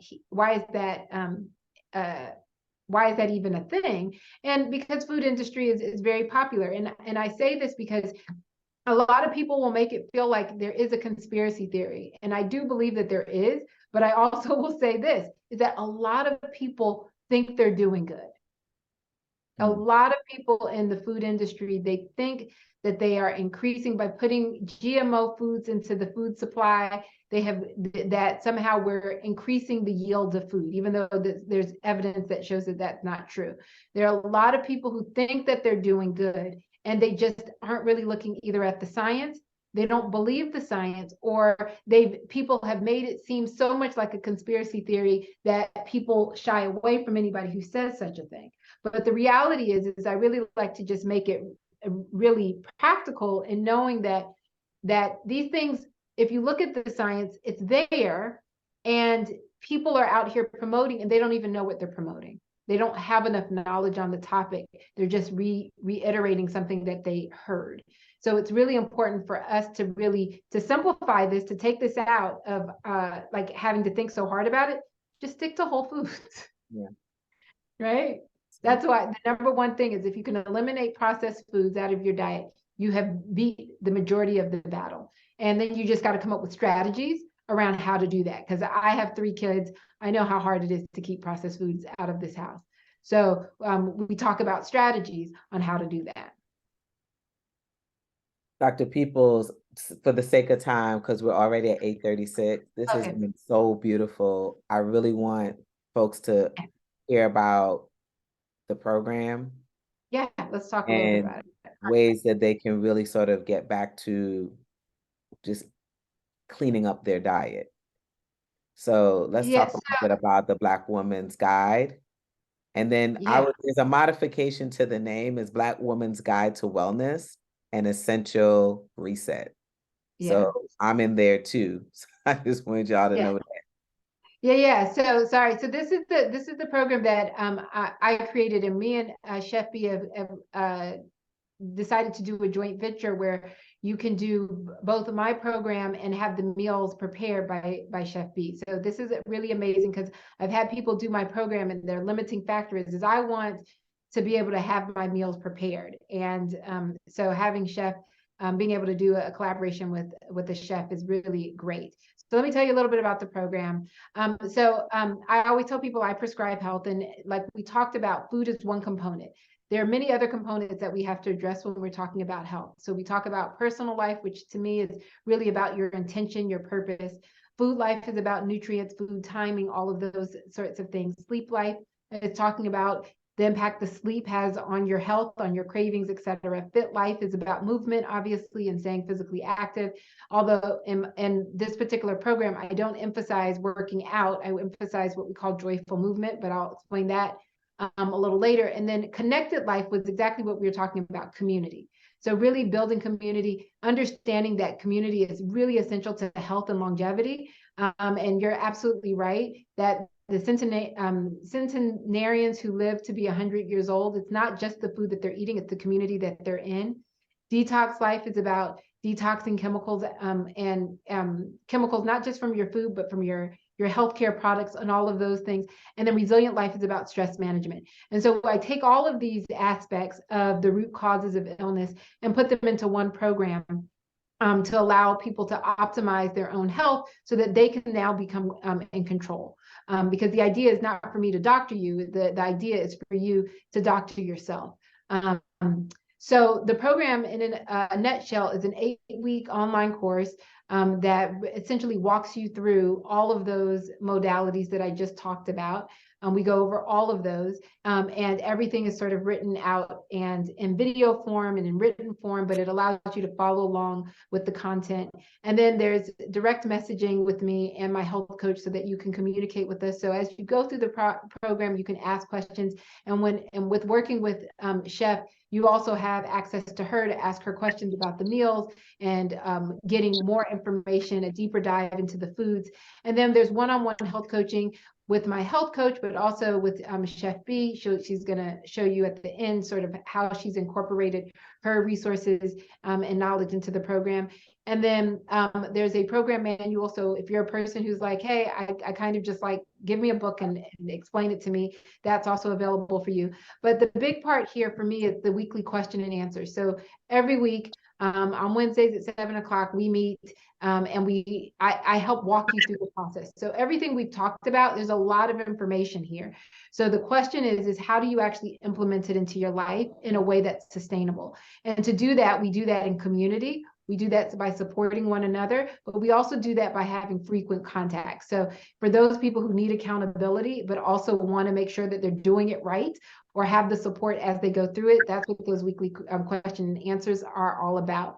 And then we also have these question and answers you can come to at any point in time. So if even after you've completed the 8 weeks, but you still want to show up and be a part and have that accountability, you're able to do that, as well as be a part of a closed Facebook group where we have lots of content there as well. And so this is just a couple of before and after pictures for a lot of women who do the program who are interested in losing weight. This is some of the benefits, but it's not just about the weight. I show the pictures because I can show pictures, and I think that pictures are worth 1,000 words. But here's some of the other feedback. I can honestly say after 4.5 weeks in Dr. Peoples' program, I feel like I did when I was in my 30s. My body hasn't felt this good in years. And then here's another lady. I feel great. I honestly didn't realize how bloated I was. I've lost 20 pounds, no bloating, thicker hair, clearer skin. And Dr. Peoples explained the why for everything, which was helpful to encourage and motivate me and to explain to loved ones. So it's really a comprehensive program, and I think it's only better with having Chef Bee as being a part of it. And so just on the same notion of community, the question is, isn't it about time that we take care of ourselves? This program was created specifically for Black women because I know that the health disparities for us are so much greater than everyone else around us. And so it's important that we make the conscious decision to invest in ourselves and to do that in a real comprehensive way. And so I think Chef Bee also just has another slide that just shows what the combined program would look like. And so I'll just stop sharing so that you can show that, and then we can take questions on that. Awesome. Let me do that right quick. I'm so excited. Like just y'all, let me tell you, I always talk to people about the importance of having a wellness squad. First of all, can y'all see this page? Can y'all see Did you it? unpin me? Huh? Did you unpin me? Oh, let me do that. Hold on. Remove pin. Can y'all see that now? All right, let me go back in. I saw it, but maybe that was. Oh, you did? You saw it? I just wanted to make sure. All right, can you see that now? Yeah, I see it. Okay, cool. So I was going to say, I think it's so important to have a wellness squad. And I talk about this all the time. And what I mean by that is when we are working to heal ourselves, the physician, because a lot of us are going to doctors still, the physician needs to be in alignment with our values on how we look at healthcare. And so, I'm grateful to be amongst integrative physicians, functional medicine doctors that really just get it and that I can, partner with them with this food. So I just want y'all all to know, for those of you who've eaten my food, a lot of the meals that I make are very much informed by the physicians that I work with, because I'm looking at the kinds of people that come into the practice. And so we know that the rice spikes your blood sugar, as Dr. Peoples pointed out, right? So I'm not going to serve white rice. I'm just not going to do it because I know better.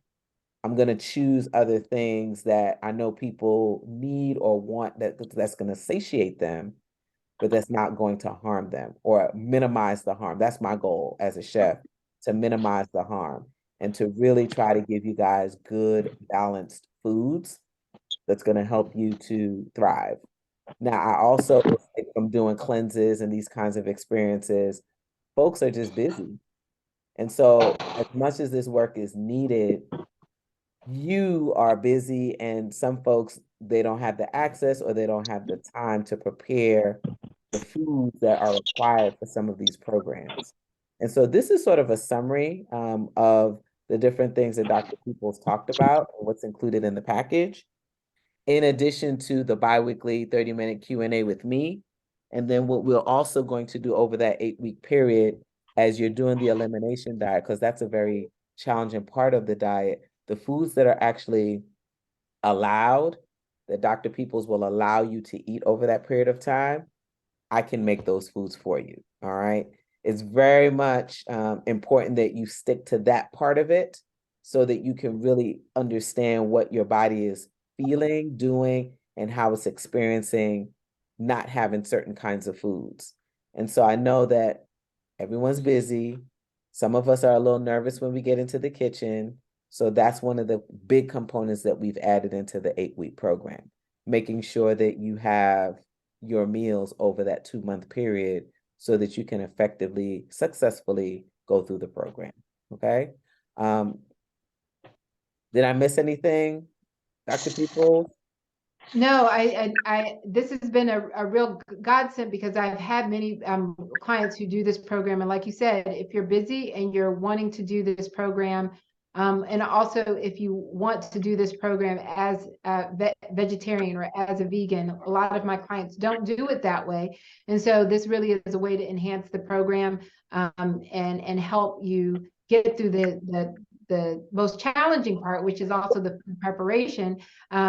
And knowing what to eat. I think we make somewhere upwards of 300 decisions a day just about food, right? So that seems like a lot, but it's like, okay, so I'm hungry. What do I want? Do I want this? Do I want that? When am I going to eat? When, do I want this on there? Do I want a tomato? Do I want pasta? Do I want to go to Chick-fil-A? All of these decisions, it's brain exhausting. And so not having to think about that part of it, but also be able to get to a place clinically where your brain fog is gone, where you are losing weight that you didn't think you could lose, when your joint pain is no longer a problem. When you're able to do that with such ease, is really a priceless opportunity, because once you're done with the program, you have the skill to be able to maintain, but you've also gotten to a place where you feel energetic enough, where you've been nourished enough to be able to make those new decisions for yourself. And so I think this is really a priceless opportunity. I always tell people to think about the cost of what's the cost to living the way that you have been doing, the way that you have been living. And if you have a better solution, right, then that's great. I'm not, there's no reason to do this program if you know you can solve your problems. But what people come to me, and I'm sure to Chef, about, is because they haven't found a solution. And so that's what we're offering, is a way to help speed or expedite the stage from where you are to where you want to be from a health standpoint. And that's what this program, I think, will do for you.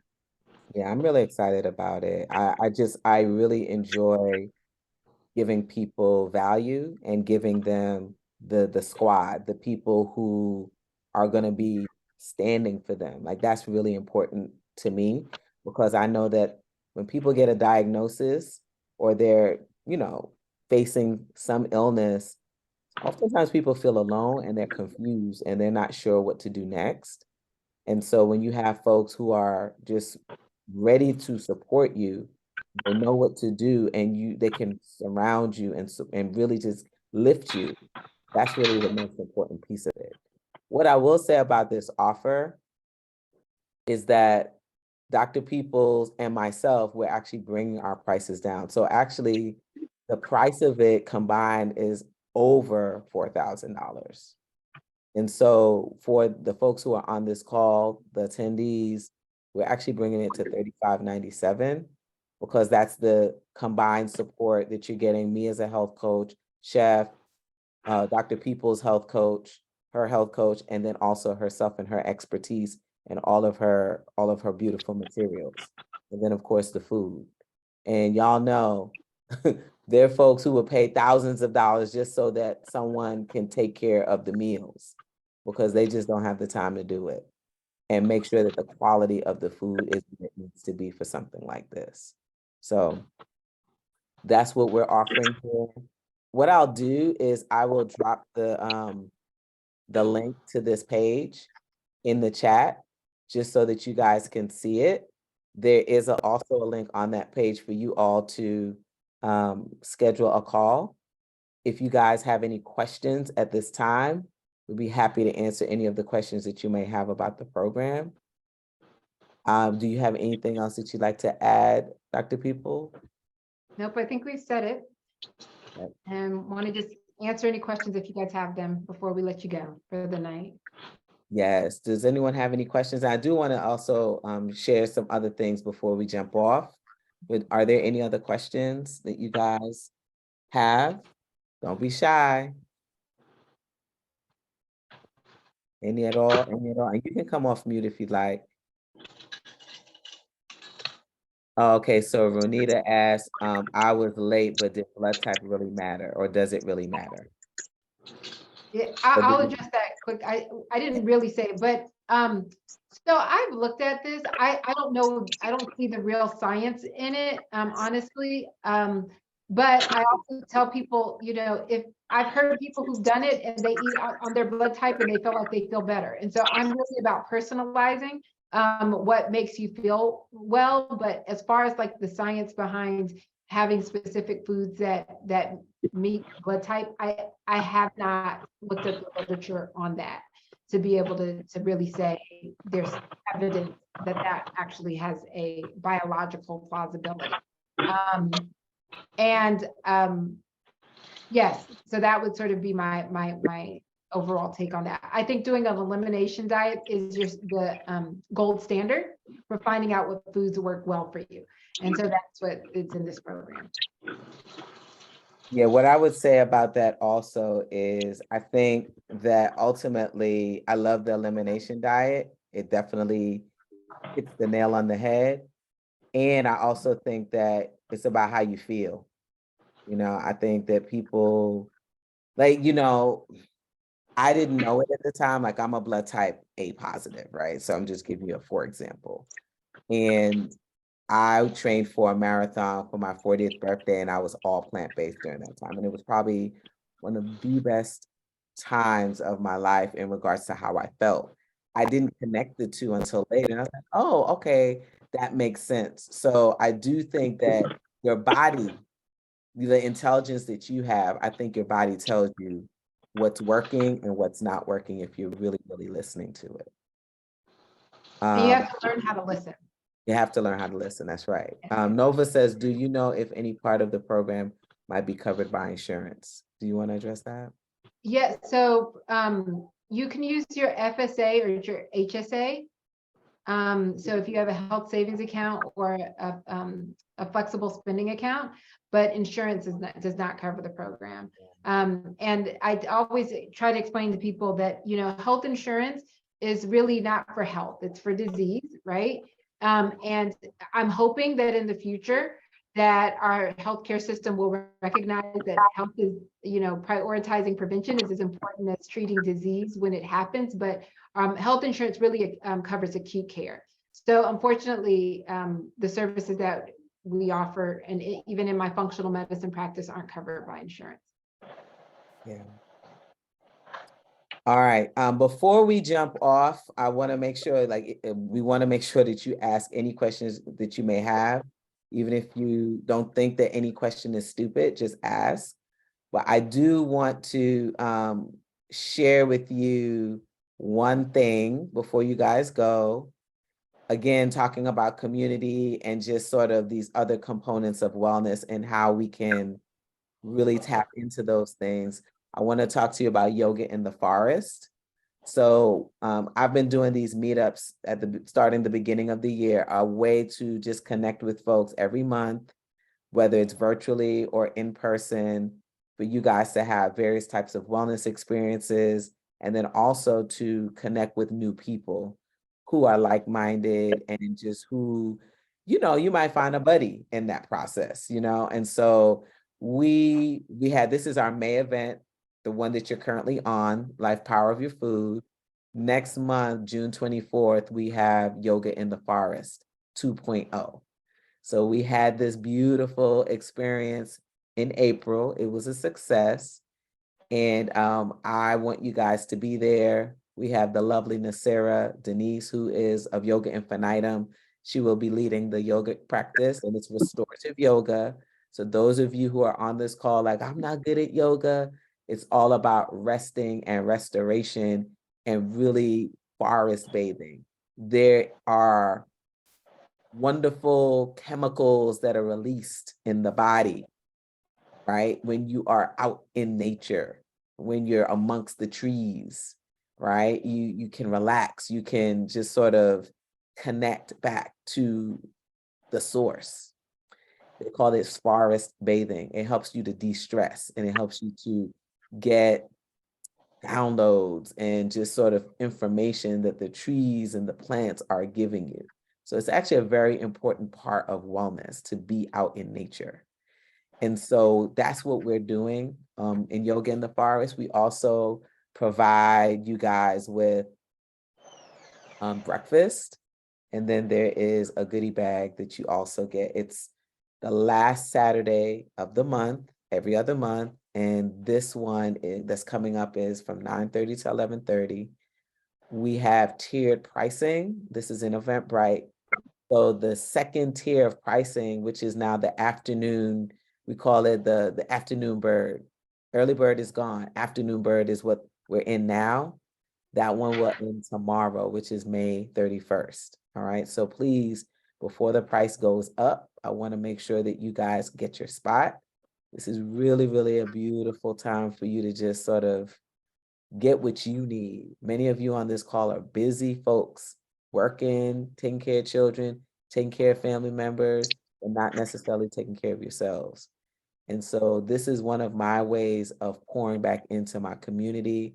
I enjoy doing this work of cooking and bringing people together. So if you have the time, if you have the space in your schedule, I would love to see you at Yoga in the Forest, okay?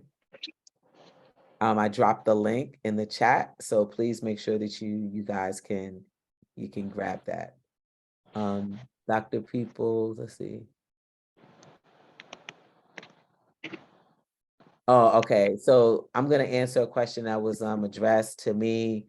Yeah, there are about 2 meals a day that you guys will actually get over the course of that 8-week period. So, we'll make sure that you guys are covered and that you get exactly what you need for that program. Shirley, do you have a question? I see that you're off mute. I unintentionally done that. No, I'm really good. I'm just taking in the information. Thank you for the wonderful information, and just thank you. Oh, Both. you're welcome. Thank you, thank you, thank you.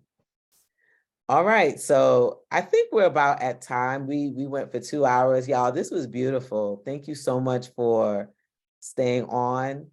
Thank you for your questions. Thank you for just sort of being present and just being here. This was wonderful. Dr. Peoples, thank you so much. I learned a lot tonight. I think everyone learned a lot tonight from you. And thank you for your expertise as a doctor. Y'all, please grab the 2 links that we have. one for the yoga in the forest, and definitely for the program that Dr. Peoples and I have put out there. If you are dealing with hormonal issues, and you know that because maybe your periods are off, you know that because you might be fatigued, this is some of the things that, you know, we're going to address in that program. All right. If Or you menopausal. are, go ahead. I was saying, or menopausal, And a perimenopausal. perimenopausal, exactly. Yep. Yeah, our bodies are changing. Like, you know, I know not everyone's talking about it. So we're experiencing things in our body. We might be embarrassed. We might not know how to even describe it, but something's changing because your body's going through going through a different cycle. And so there are ways to address those things that your body is going through. And so that's one of the ways through this program that we have. All right, so hold on. Trinity said, hold on, let's see. Sorry if it was already answered, mentioned. Where can we watch this? Oh, okay. So all of the attendees will get, I'm gonna render it as a YouTube video that's private, and then, or maybe not even private, but we just put it up on YouTube, and you guys will get access to that link. All right, so that you guys can go back and get everything.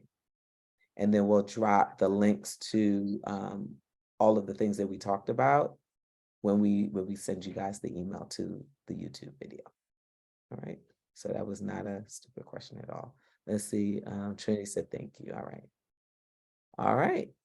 Any final thoughts about anything? You can come off of mute and ask. Any final thoughts? Okay, I got something. What's one thing that you learned from this evening's session? What's one powerful thing that resonated with you the most that you learned from all the conversation that we had this evening? You can put in the chat. That's the teacher in me, y'all. I like to sort of bring it full circle. So what's one powerful thing, or it could be two, that's resonating with you that we've talked about this evening that you're just sort of still sitting with? And you can either drop it in the chat, or you can actually take yourself off of mute and share. Okay, Jacqueline says that bacteria reflects and informs my brain. Kay Wheeler says, soak your beans, avoid roasted nuts. Nova says, absolutely, thank you to Dr. Peoples and Chef Bee for superior presentation, not only informative, you brought a sense of community. Thanks also to Mel Christopher for sharing that men need to attend to their well-being too. Absolutely. Ronita, community equals wellness. Rajan, I heal daily. Shaviska, the power of the gut. Melissa, fast between meals. Yes. All right, these are great. Any others before we close out? Those were beautiful. Well, Christopher, there's a monitor I can wear that can instantly let me know my sugar levels. Yeah. Let me say this before we jump off. You are the experiment. You are the experiment. You be the experiment for yourself. So those monitors, you don't have to be a diabetic. That's almost like when it's too late, right? When you are diabetic and you have to wear something to monitor your blood sugar. Don't get to that place. You can actually do it so that you can see what are the triggers. Because one of the things I do know is we often say to young people, oh, you're young enough. Your body will bounce back. You eat sugar. You can eat all the things. You're fine. But really, their bodies are creating stress too. And so if they continue those habits over time, then you have a problem over time. So why not just know what's happening with the foods that you eat, even when there's not a problem, so that you can avoid certain things? Like, oh my God, to know that I can actually put something in my arm and monitor it throughout the day to see what I'm eating and actually record that information, that's powerful. So be your own experiment. Be your own experiment. Don't let anyone experiment on you. You be your experiment, because then you'll know truly what you need and what you need to do. What is the name of the device again? Saviska asked them. Yeah, so it's called the continuous glucose monitor. There are several ways to get it. So if you're a diabetic and you are on insulin, your insurance will pay for it if you have a prescription from your doctor. If you're not a diabetic and you're not on insulin, or even if you're a diabetic and you're not on insulin, then your insurance will not pay for it. This is just, again, going back to that idea of what insurance will pay for. But if you have a prescription from your doctor, you can get it from like the pharmacy, and it runs about $79 for 1 month supply. So they're not inexpensive.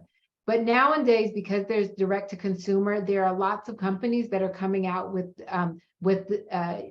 devices that you can get without a prescription. So some of those companies are called, one is that's coming to mind is called Levels. Gosh, I can't remember the name of the other company. There's several. If you were to Google continuous glucose monitors, now those tend to be a little bit more expensive than if you were to get a prescription from your doctor, but you can get it. And then they link to your phone and you have that information on hand with you. I do recommend, though, that you get educated on how to interpret that data and how to get the most out of it. There are other wearables that I also recommend if you're interested in those sorts of topics. I wear an Oura ring, which measures my heart rate variability and my heart rate. So when Chef was just talking about how to be your own, your experiment, of one. There are so many ways for you to monitor your own vitals, your own blood sugar, and things of that nature. But I do give people the caution to not get over obsessed with it. Really talk with someone who knows about this so that you are doing it in the right context. Because I've seen people not quite understand what they're looking at, and it brings on anxiety and stress. So that's what we don't want, right? All right, so some other good things here. Melissa says natural flavorings aren't natural. That's one of the things that she got from this session. Let's see, another one. Thoughts are a type of food. That's a good one. Mm-hmm. And then Shaviska says, you wear what type of ring? And then you said an Oura ring. Yeah, so she answered that question. Yep. Excellent, excellent, excellent, y'all. Such good comment. Do you recommend a specific type or brand of glucose monitor? No. So I actually have it here. I use the Freestyle Libra. I don't know why it's on the floor right next to me, but that's it's called the Freestyle Libra. And I just use that because it allows me to see on my doctor app thing, but that's the only reason I choose that one. It's also the cheaper one. Mm-hmm. Freestyle. I put it down there, Freestyle Libra, in the comments as well. Yeah. I mean, technology has advanced. You can put all this information, sync it to your phone, get real time. So you eat some Pop-Tarts. We're going back to your Pop-Tart example, Dr. Peoples. You see real time how that Pop-Tart is really affecting your body. Fried foods, rice, pasta, just all the things, right? When we go out, sugary drinks, the juices that we buy at the store. Making an experiment for 30 days, 30 days. 30 days while you're doing this program with us, or in addition to the program. Yeah. It would be very, very good information for you all to have. All right, well, that is all for this evening. Register for Yoga in the Forest, y'all. And if you're interested in the program, please, I will resend the link. Please schedule a discovery call with us so that we can see, how best to serve you through this process. All right. Good night, you guys. All right. Have an amazing night, everybody. Thank you. Oh, you're welcome.